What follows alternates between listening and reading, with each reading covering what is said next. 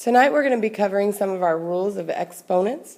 And so we're going to kind of go section by section and apply certain rules. So if I have a squared times a to the fourth, I'm really looking at a times a, and then a to the fourth would be a times a times a times a.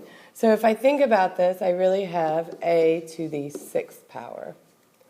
All right, looking at number 2, I have a squared times a. If I expand this out, that looks like a times another a, and so this can be simplified as a to the third power. All right, I'm going to keep going. Over here I have a to the third times a to the fourth. So there's a to the third, here's a, and then a to the fourth. If I look at how many a's I have now in this expression, I have 3, 1, and 4. So I have a to the 8th. Now, when I try to write this rule and I look at what happened, my number 1, I have a to the second times a to the fourth, and I ended up getting a to the 6th. On number 2, I have a to the second and a to the first, which ended up giving me a to the third. And so I'm starting to see a little bit of a pattern here that if I multiply the bases, I actually add the exponents. So the rule for this one is that a to the m times a to the n could be written as a to the m plus n power. All right, let's take a look at section 2. So section 2 is a little bit different. We now have a power taken to another power. So if I think about writing a squared 3 times, that would be a squared, another a squared, and another a squared. And I could even break this down even further and say that that's AA, this is AA, and this is AA. And so I actually have a to the 1, 2, 3, 4, 5, 6th power. And so I could probably start guessing what's happening here.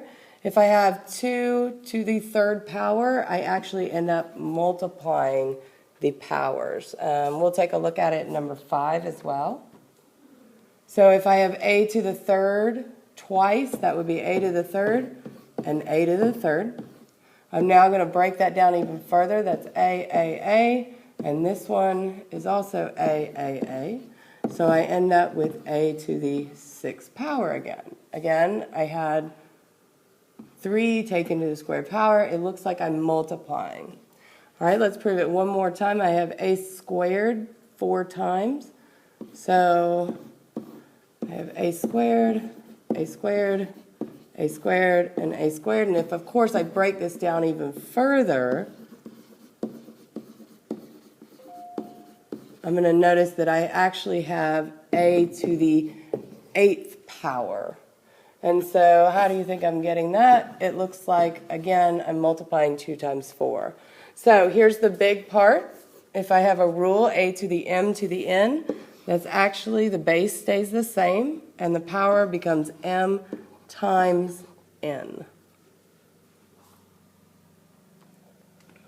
All right, taking a look at section 2.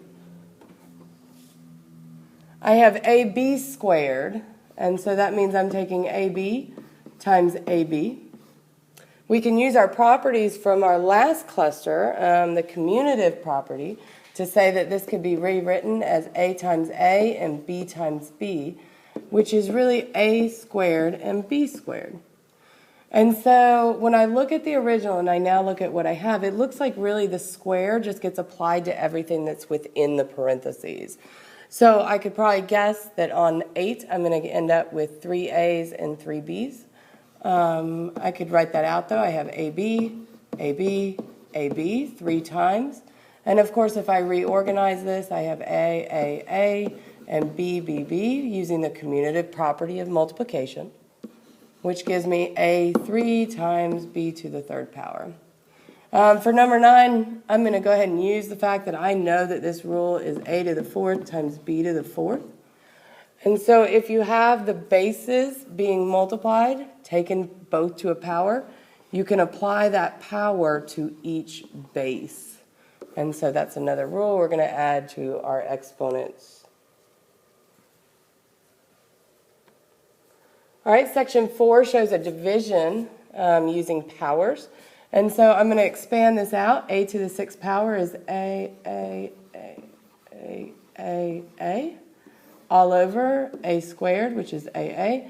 And I now have an A divided by an A, so I'm going to cancel, and I'm left with A to the 4th. Now, when I look back at the original problem, and I had A to the 6th over A to the 2nd, I notice I'm getting the number 4, which means I probably subtract to get the final answer. Again, I can look at this by expanding. A, all over A, cancel my A's, I'm left with A to the 3rd power. I'm getting that because this is A to the 1st and A to the 4th. All right, looking at 12, again, A to the 3rd over A squared.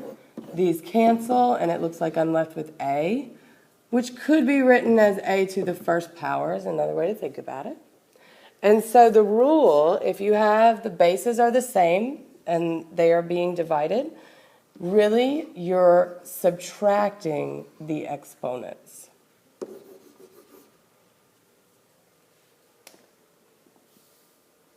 All right, we're going to move on to section 5. Section 5 has the fraction AB being squared, so that's AB times AB. And if I remember my rules of multiplying fractions, I'm going to multiply straight across. This becomes A times A and B times B, which looks like A squared over B squared. And so looking back at the original, again, it looks almost like I'm using a distributive property. AB to the 4th power is going to be just the same. It's going to be A to the 4th over B to the 4th.